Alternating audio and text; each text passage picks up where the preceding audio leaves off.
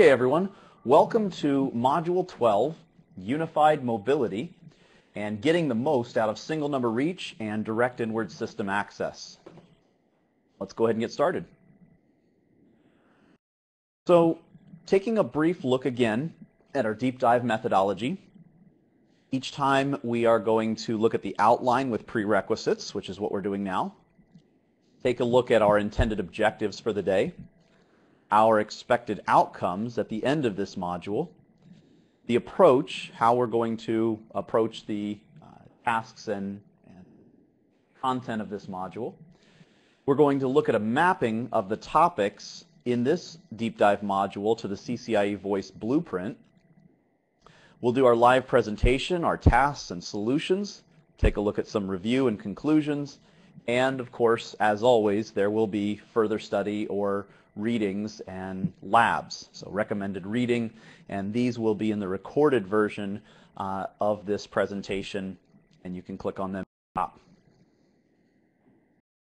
So prerequisites, pretty much the same as last time in terms of an advanced understanding of everything we've been through in CUCM, system basics, phones, gateways, media, MTPs and transcoders. Those are going to be important again today, as we'll see.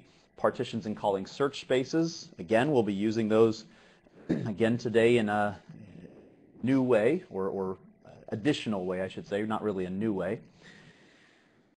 Looking at the class of service, of course, that will be important. Dial peers, as always. Globalization and localization and local route groups. Those will all be important for today's module. So you really need to have gone through deep dive modules 1 through 12 in order to be prepared for today's deep dive. Our objectives are to provide each student with a comprehensive, in-depth understanding of each technology that we cover. Today, all of the unified mobility class of technologies. Provide an environment where students can both learn and do, and provide an environment where students attending live, at least, are able to interact with the class. So we certainly encourage your interaction with the class, both in terms of questions being typed over to the right on the Q&A, and then also, if you would like, if you have a high-quality microphone, to go ahead and speak up and ask your question. Expected outcomes. So at the completion of each module, each student should have a complete understanding of the technology and concept discussed for that day. So all of your questions should be answered regarding unified mobility and its kind of suite of products or suite of offerings, and the ability to take the covered material, the material we're covering in today's deep dive, into your own private study and to begin to expertly implement and troubleshoot each of those technologies. The approach that we use for these deep dives is that we collectively discuss all the involved topics in the technology, define a specific set of tasks that we wish to accomplish, possibly whiteboard the tasks if they need further explanation or concept understanding beyond what we talk about in the slides, and any notes about them and how they'll be logically implemented. A lot of the slides that we're going to do today will cover most of that. Demonstrate how the tasks and concepts are implemented and properly configured. Test the configuration thoroughly. Vary the configuration, so change some things to understand how different permutations affect the outcome.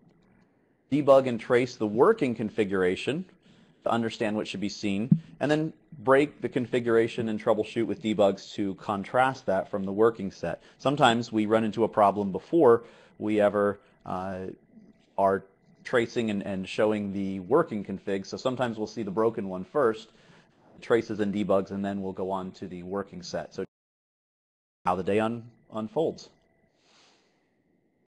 So looking at a deep dive to CCIE Voice Blueprint mapping.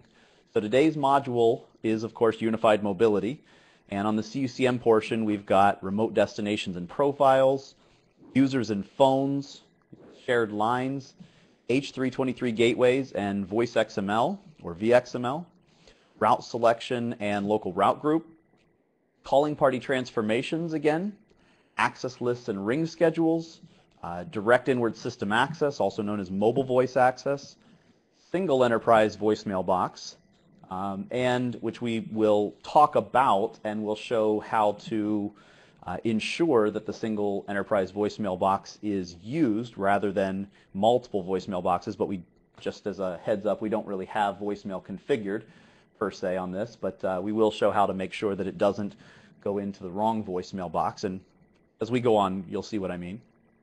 And then also very important mid-call features, so call, hold, and transfer and things of that nature. And this all really maps to seemingly one small little blueprint item, 5.05, mobility and single number reach.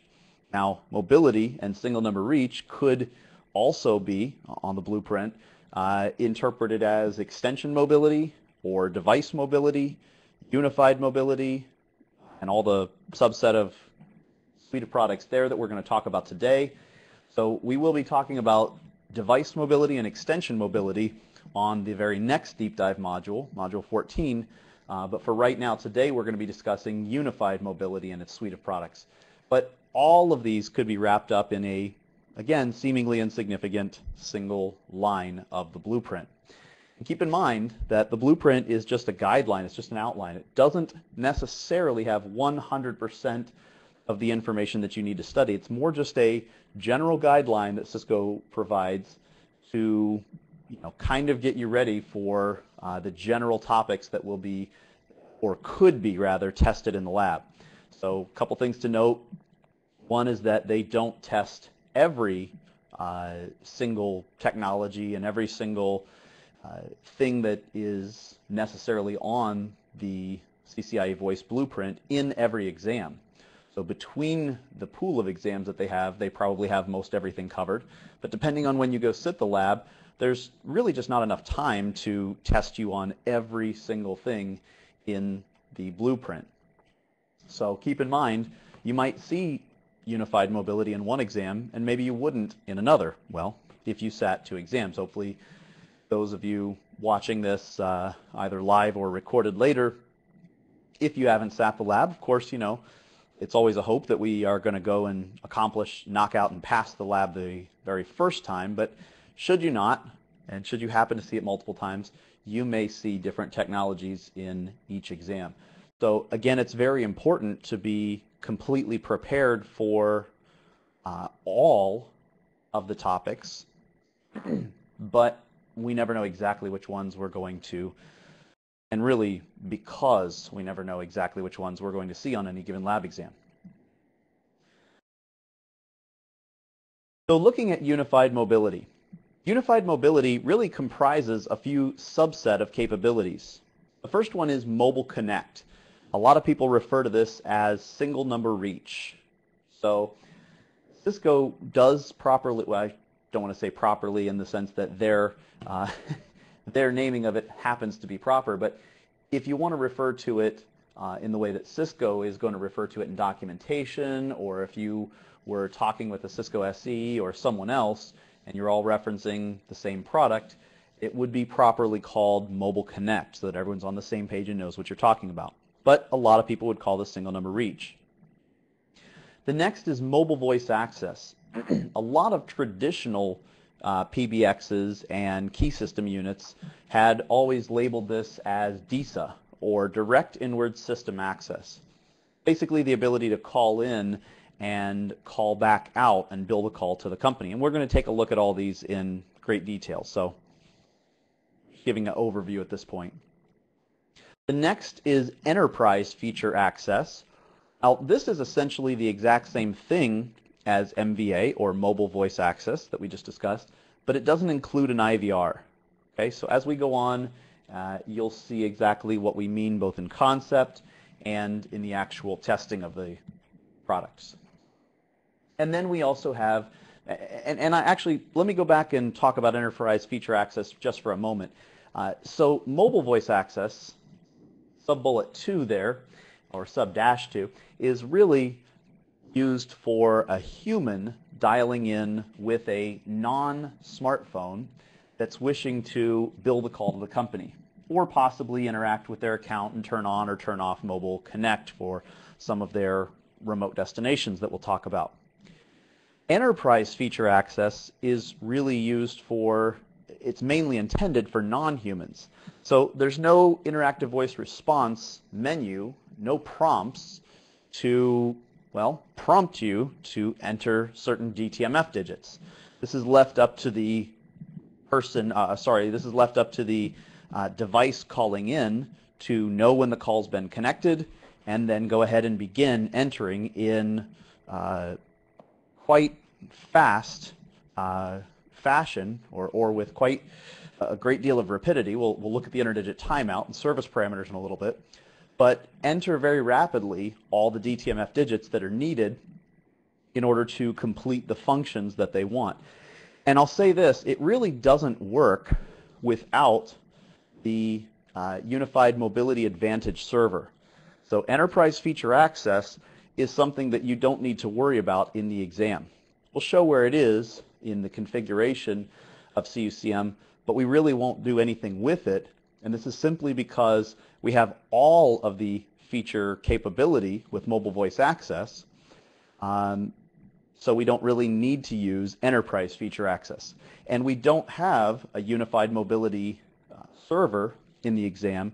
And the main reason is obviously, well, maybe not obviously, but obviously to some, the Mobility Advantage server is specifically for having mobile clients. So smartphones, Android, BlackBerry, iPhone, etc., with Cisco applications, Cisco Unified Mobility Communicator, running as a smartphone application that talks to CUCM over the data channel. And when I say talks, I mean programmatically talks to CUCM via SIP over the data channel, so a 3G network, but then actually makes cellular calls through the mobile PSTN carrier cellular network, and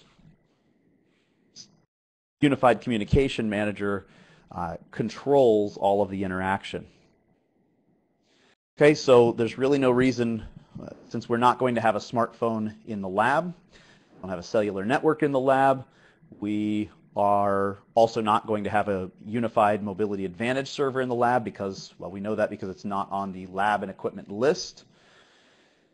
We can't really test enterprise feature access. But again, we can do 100% of what we can do with EFA, enterprise feature access. We can do that with MVA, or mobile voice access. We just get an IVR, interactive voice response, and prompts. Then there's mid-call features. So these are also known as supplementary services like hold, resume, exclusive hold, transfer, conference. So while you're on a mobile phone or a PSTN phone, you can implement some of these features. Hold and resume, transfer, conference, music on hold, directed call park. I forgot to type in there, but that's one we'll look at today. All of these are very possible while we're on whether it's a home phone, an analog phone, a mobile cell phone, but just not a smartphone, anything, and we could be on a smartphone, just I'm mainly speaking without the Unified Mobility Communicator or Unified Mobile Communicator client. We can do all of these as long as the phone supports DTMF. So for those on analog phones with pulse style, sorry, we can't really do that, but if anyone knows anyone with someone on pulse style still, that'd be interesting. But anyhow, and the mid-call features, I might add, Cisco normally in their documentation refers to these as a subset of the enterprise feature access. And I have to say, even in the latest 8.02, and by the time you're watching this recording, maybe something much newer is out, and maybe the documentation's gotten a little better. I certainly hope that it has. But in the 7.0, 7.1, 8.0 documentation, both Features and Services Guide and the SRND, Solution Reference Network Design Guide, that we'll be taking a look at today, of course, as we always do in deep dives, the information on how to use mid-call features isn't really all that clear. It is if you have a smartphone, CUCM, or CUMC rather, and you have the Mobility Advantage server, But if you're just using a regular phone, it doesn't exactly tend to be that clear on how to set it up. In fact, it doesn't give you all of the information you need to set it up. It says that you have to make a call to the Enterprise Feature Access. And again, if you're using a Mobile Connect client, then that's true. But if you're just using DTMF on a regular phone to invoke or try to invoke the mid-call features, that's not correct. So we'll take a look at how to make this work. Okay, so taking a look at our first slide, we'll take a look at Mobile Connect, or at least our first concept slide, I should say. Take a look at Mobile Connect, or single number reach. So we see a few things set up here already. Let me get my pointer out. We see that we've got our CUCM cluster in our enterprise. We've got an IP phone at the DN of 1002. And the concept here is that we have a shared line. So we've got the DN of 1002 on our IP phone and the DN of 1002 on a virtual phone called a remote destination profile. This is not too unlike a user device profile that we use, or CUCM now just calls them device profiles, for extension mobility. But of course, let's not confuse the two.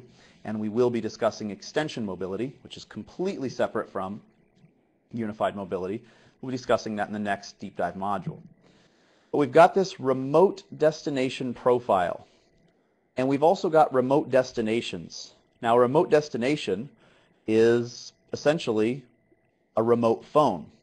A cell phone, a mobile phone, a home phone, some phone out on the PSTN other than IP phones that are registered to CUCM. This, by the way, is not a 7921 Wi-Fi phone. Okay, that gets more into device mobility. That is actually an IP phone registered to CUCM. It's also not a dual mode phone. Well, it could be, but we're not going to get into that today because we don't have the Mobility Advantage server. So this is just a regular phone out on the PSTN. So this remote phone, or remote destination, because we'll be sending a call to this destination, is linked to our remote destination profile. Our remote destination profile, again being our virtual hardware phone, shares the DN of the desk phone. And it's because of this shared line that, based on whatever settings we have, configured access lists and ring schedules and things we'll take a look at today, it's because of this shared line that we're able to ring both devices at the same time. So we've got this user out on the PSTN on the go, and looks like a woman here with a briefcase. We've got our PSTN gateway, and we've just got another random phone out on the PSTN. So let's take a look at what happens. So first of all, a regular PSTN phone, just some random person on their mobile or at their home or business or whatever, they dial the DID that rings in the PSTN gateway of the mobile user's enterprise DN, or direct inward dial. So they dial 206-501-1002. When they do that, the call is of course extended to their desk phone as it normally would be. At that point, the call is also extended to the shared line of the remote destination profile, and the remote destination profile, essentially on behalf of the desk phone, places a call to the associated remote destination, or multiple. We'll get into that. Multiple remote destinations are possible as well. So the remote destination is configured with some form of a DN that is able to be dialed on our CUCM server. Okay, so this would be a PSTN pattern. We used to call them route patterns, if we're remembering back a few modules, but we've since replaced those, because of globalization, with translation patterns. Now, in 2 modules ago, in Module 11, we discussed really all of the implications, all of the power, and exploiting all of the power of globalization and localization. And we mentioned that from here on out, once we had configured globalization and localization, that there would be really no need for us to use, whether in a external phone number mask or AAR destination mask, a call forward busy, call forward no answer, call forward no coverage, call forward on unregister, calls out from Unity or Unity Connection or UCCX or remote destinations as well. There was no need for us to any longer fool around with a 9 or a 0 or a 0011 or whatever it was that the users were used to dialing manually by hand in order to get PBX outside dial tone, and it differed by location, by country, by users' dialing habits. We could essentially wrap everything up, that is, if an application was dialing it, speed dials, directory numbers, all of this applies. We could essentially wrap everything up and make everything unified, simplified, normalized with plus dialing, the full E164 number.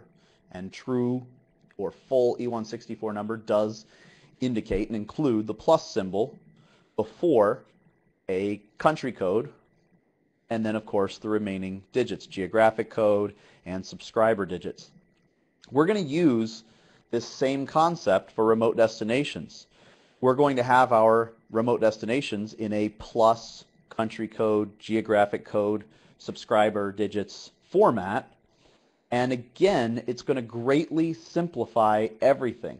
Okay? Rather than having to have 9206, but then what again, what if it's going out a gateway that needs a 1 attached, 91206, or what if it's going out internationally? All of these are possibilities based on some other things we'll look at, where we're going to route the call out. So plus dialing simplifies everything. Okay, so the call is placed to the remote destination +1 206 501 5555, and that call is routed to a gateway, and we see basically the DNIS digits have changed. They would change, of course, at the gateway, at the egress gateway called party transformation pattern, or possibly at the actual iOS gateway, just depending on what our requirements were. And then the call is routed and rings to that actual remote destination or remote phone. Okay, so the call can be answered at either phone. It could be answered at the desk phone, or it could be answered at the remote destination phone. Once it's answered, all the other call legs are cleared. Okay, so if it is answered at the remote destination, the desk phone is no longer going to have a call alerting or ringing to it. It's not going to be extended to it. Now, because it's a shared line, it will function just like a shared line, and the desk phone will show, if it's a newer Gen 3 or Type B phone, we'll have the translucent button. It will show a red button, and if we press that line button for the remote line, or for the shared line rather, we would see remote in use at the bottom. And we'll talk about what we can do with that. So let's again just look at the mobile connect concepts. Here we have our IP phone and a remote destination profile. Again, these are a shared line. One is a physical IP phone, one is a virtual phone.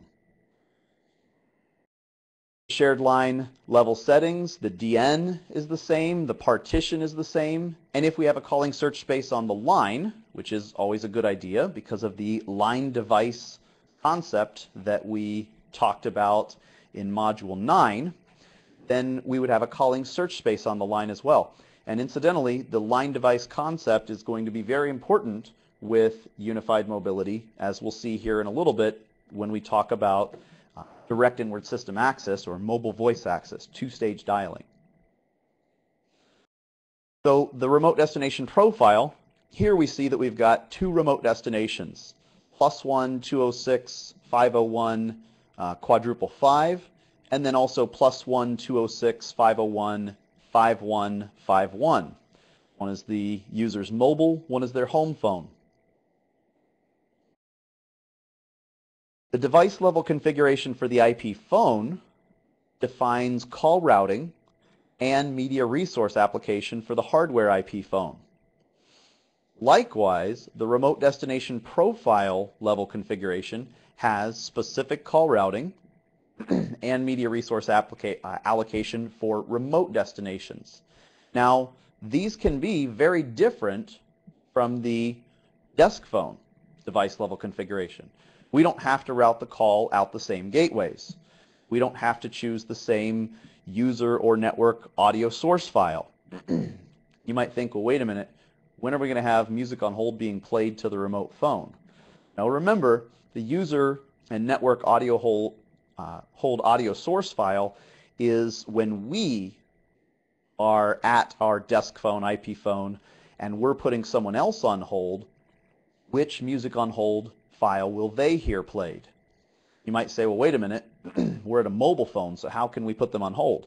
Well, that's one of the mid-call features or supplementary services that we'll take a look at. And we most certainly can put them on hold, or we could transfer or park the call, and when we're doing any of these things, there might be network hold. There would be user hold if we actually invoke hold or exclusive hold. So let's take a look at Mobile Connect and a remote pickup. Okay, so here we see the same setup we had before. PSTN phone A is calling the enterprise DID or directory number of 1002. And the Mobile Connect call is answered and in progress at the desk phone. But let's say the user presses the mobility soft key at the desk phone and they select the soft key to send call to mobile phone. Of course, we have to provision this soft key for mobility, but once we do, they have this option, and so now the call will be sent immediately, really rerouted to the remote destination, and only specifically to the user's remote destination that happens to be labeled as mobile phone. Now, we mentioned that users can have multiple remote destinations, and we'll take a look at this in our examples, our configurations. But since they can have multiple remote destinations, we can really only have one of these remote destinations labeled as the user's mobile phone. Now, people sometimes have the tendency just to check boxes when they see them, maybe to turn everything on, kind of the shotgun approach, make sure that everything gets covered.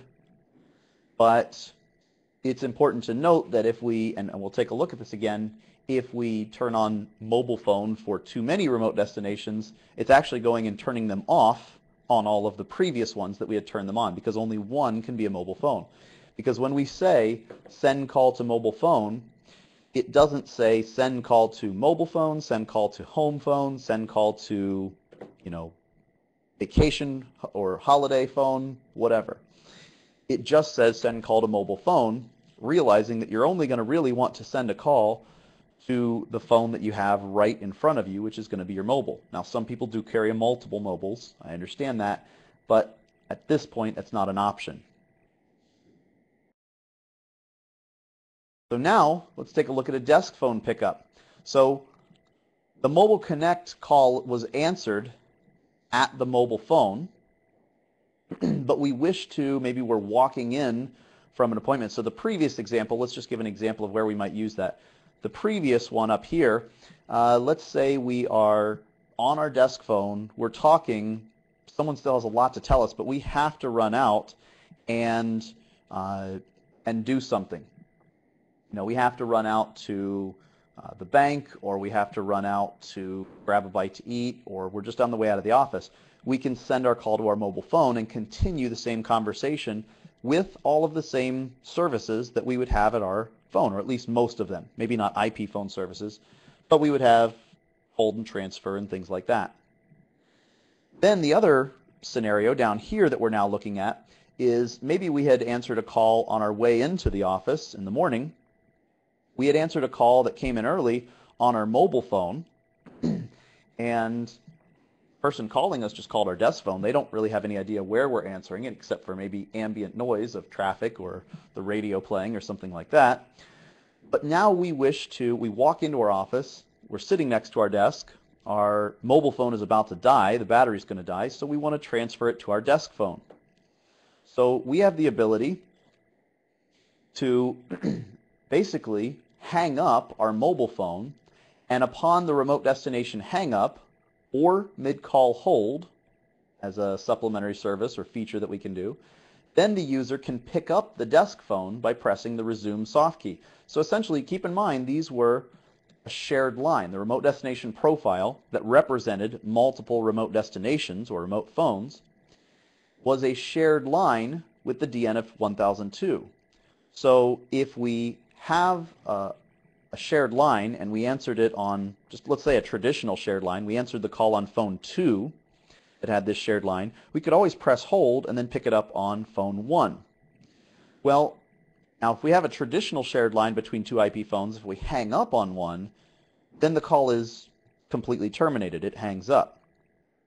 With unified mobility, Mobile Connect, and our remote destination profile, when we hang up, the system essentially puts the call on hold for a period of time. The default is 30 seconds, but we can change that so that the desk phone has the ability to pick it up. We can shorten that time or lengthen that time. But that's the reason, is so that the call can continue somewhat and uninterrupted. I mean, uninterrupted in the sense that we still have the same call. We didn't have to have them call us back or us call them back. It is interrupted by the hold, but still have the exact same call with all the same features coming in the same gateway. Are there any questions so far on the Mobile Connect or the desk phone or remote phone pickup? Okay, so now let's take a look at mobile voice access. This is the ability for a user to essentially call in to a specified DID. An interactive voice response system will pick up the call, answer it, and prompt us to authenticate. And then once we do, we can do things like turn on or off the individual remote destinations that we may be calling from, or even other remote destinations that we might not be calling directly from. And we also have the ability to make another call.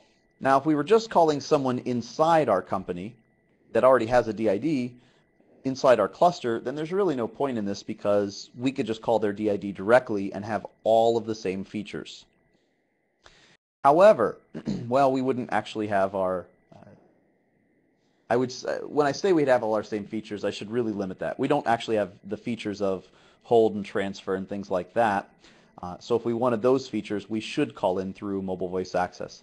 But we would have the one feature, at least, that as soon as our remote destination calls in, if we're calling from a known remote destination, and we'll take a look at how this is matched, then calling numbers through inbound gateways are matched against remote destinations to see if any one of the remote destinations match. And if they do, then the call or the calling party is essentially permanently rooted in the system during the life of the call, and then also in later call detail records, as the shared line of the desk phone.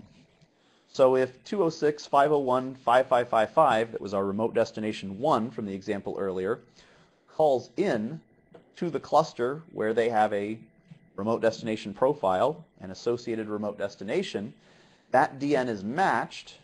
Our remote destination earlier was +1 206.501.555. So we'll take a look at which digits are matched, how things are matched.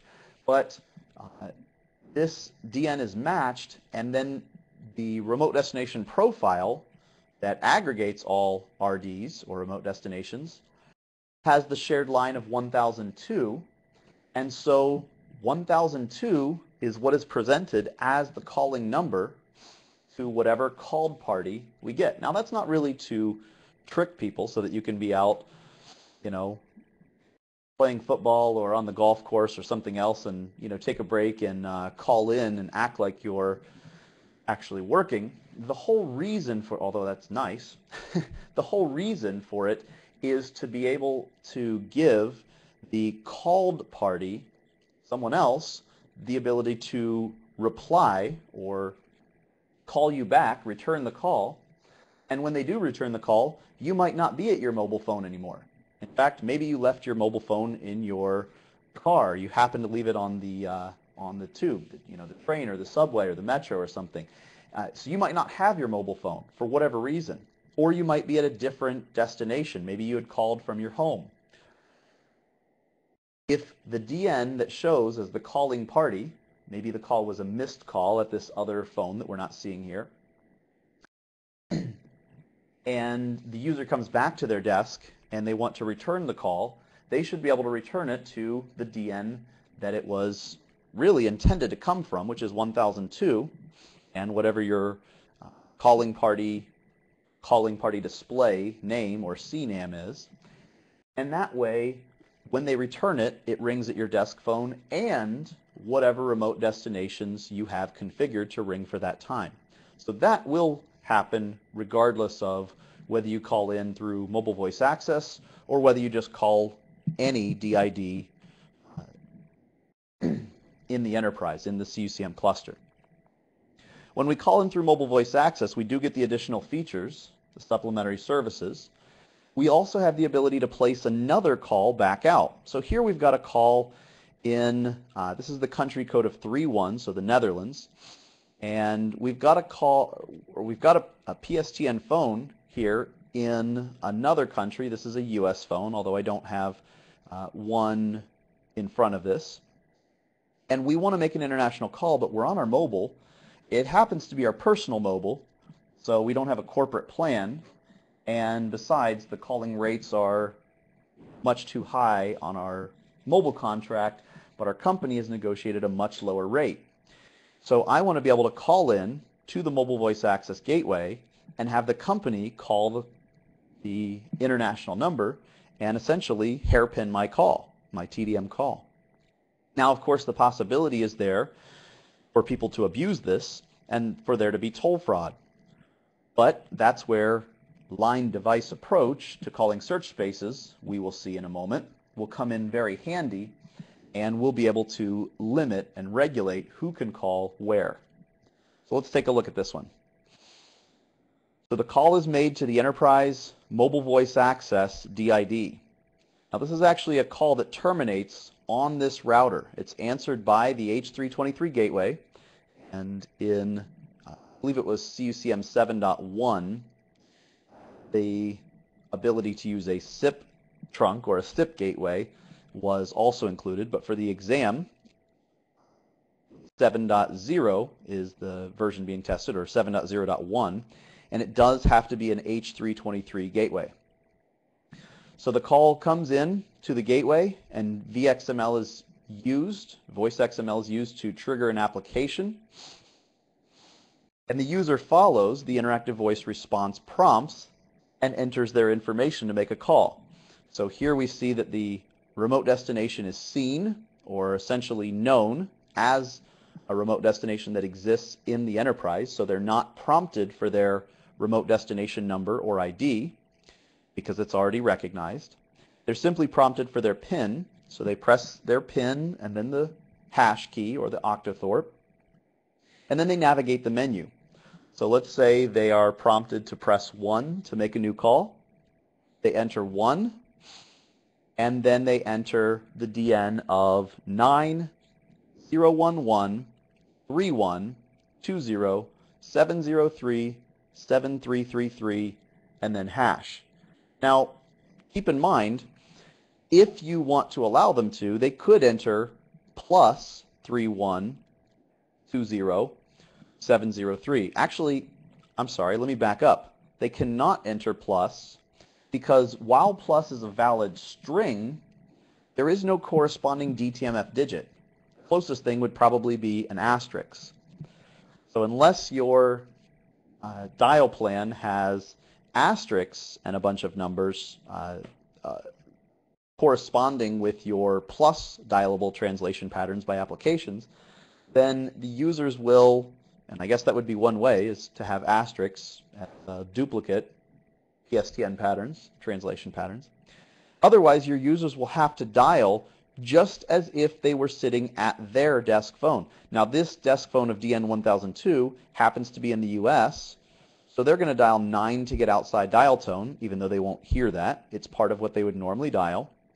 And then 011 as a PSTN international access code.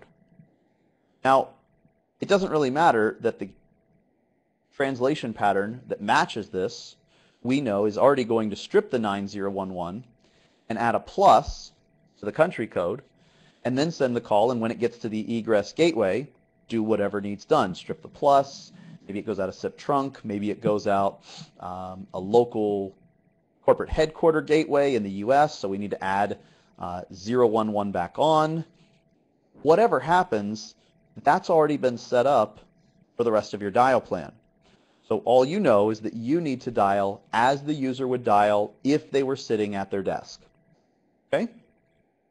So then they press the hash key, and unified CUCM, or actually the VXML gateway, is sending information back and forth via HTTP and using the VXML protocol from the H323 gateway to the, and this actually is important, it's to the publisher server. Now, Mobile Connect will work with publisher and subscriber, but Mobile Voice Access is a service that only runs on the publisher.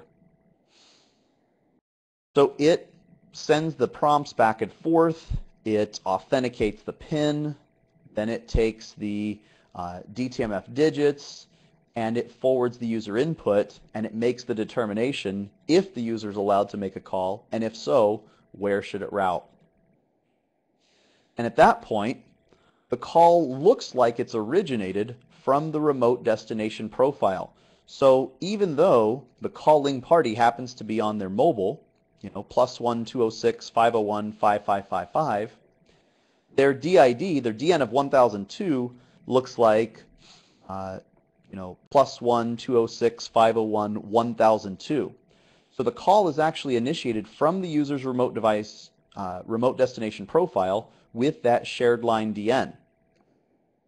So the call to the PSTN number is routed via a PSTN translation pattern to the appropriate gateway, and we'll take a look at which gateway will be used.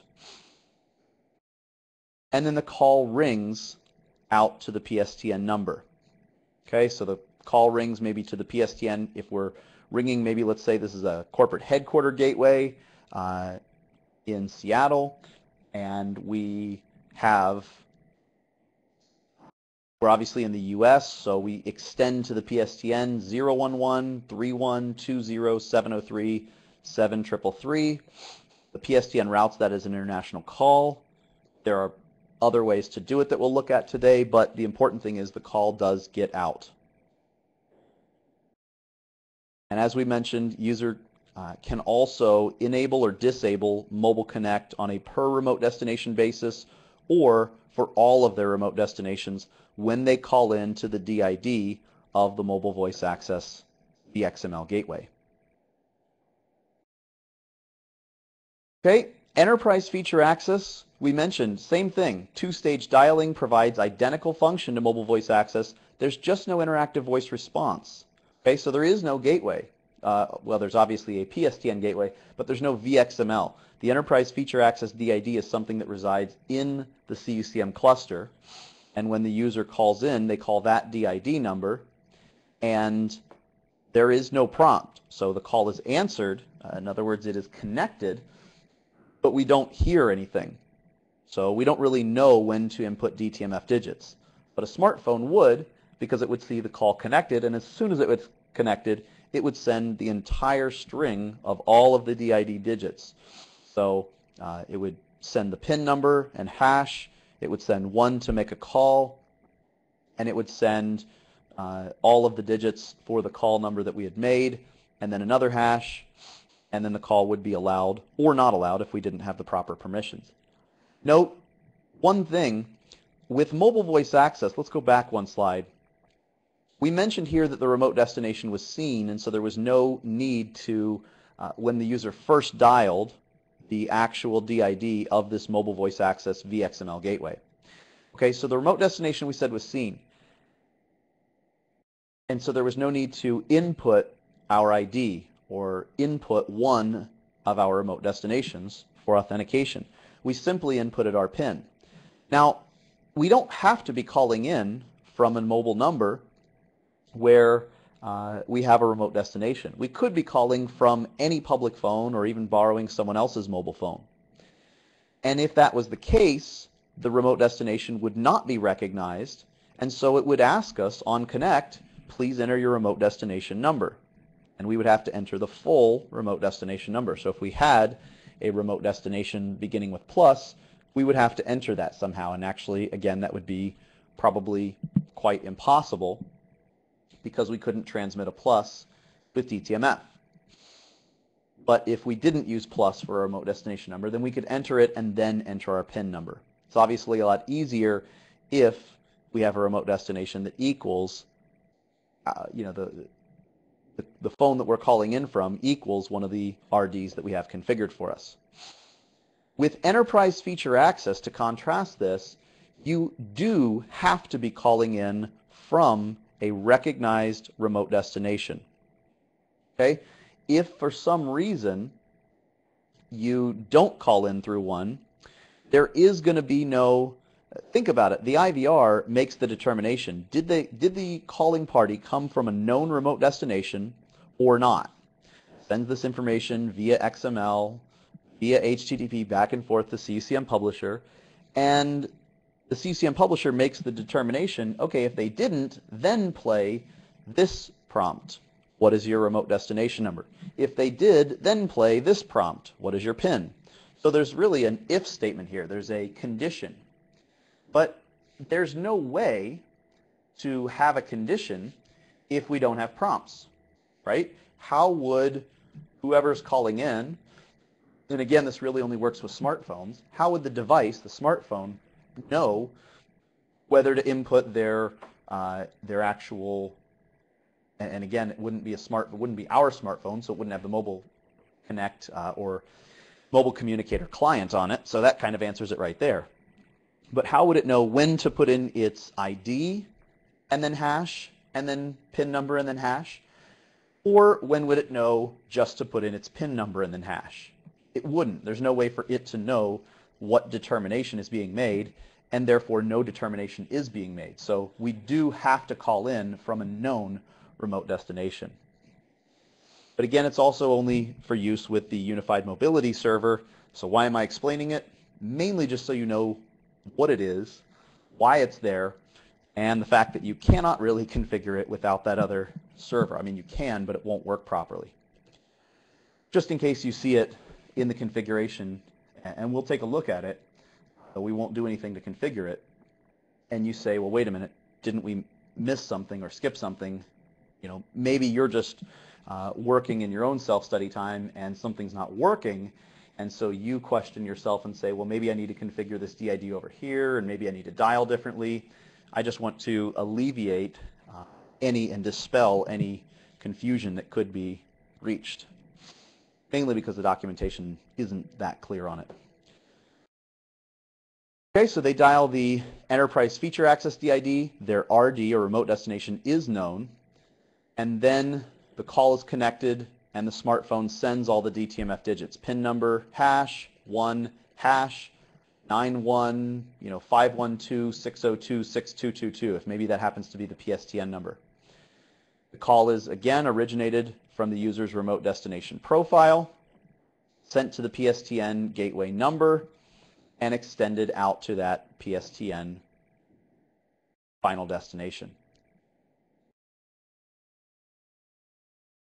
Okay, now let's take a look at our final concept slide on mid-call features. So once a mobile connect or mobile voice access call is in progress, at a mobile user's remote destination, we then have the ability to issue DTMF digits to the CUCM, and mid-call features like hold, transfer, conference, directed call park, exclusive hold, can be invoked either via smartphone soft keys or a manual key press. The DTMF tones are sent from the remote destination phone to the unified CM via the enterprise PSTN gateway. Now again, this works whether we have dialed directly into a mobile voice access VXML gateway, whether we have dialed through enterprise feature access if we happen to be using a smartphone and mobility advantage server, or if maybe Mobile Connect was in place. So in other words, someone else on the PSTN had dialed into our directory number, our DID for our desk phone. The shared line had the remote destination go out and ring our mobile phone, and we connected there at our mobile. We answered the call there.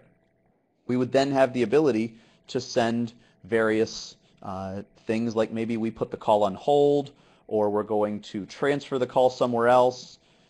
Again, hold is going to be the user hold file, and if we transferred or did a conference until the conference was complete, or directed call park, then the user out on the PSTN is going to hear network hold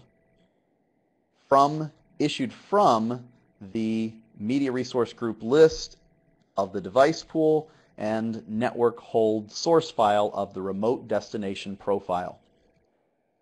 So we'll take a look at all of this in the actual tasks that we're going to look at today. And the call could, like we said, be transferred to another phone, maybe here at DN 2001, or maybe that phone is conferenced in and now we've got a three-way conference going. All of this is very possible.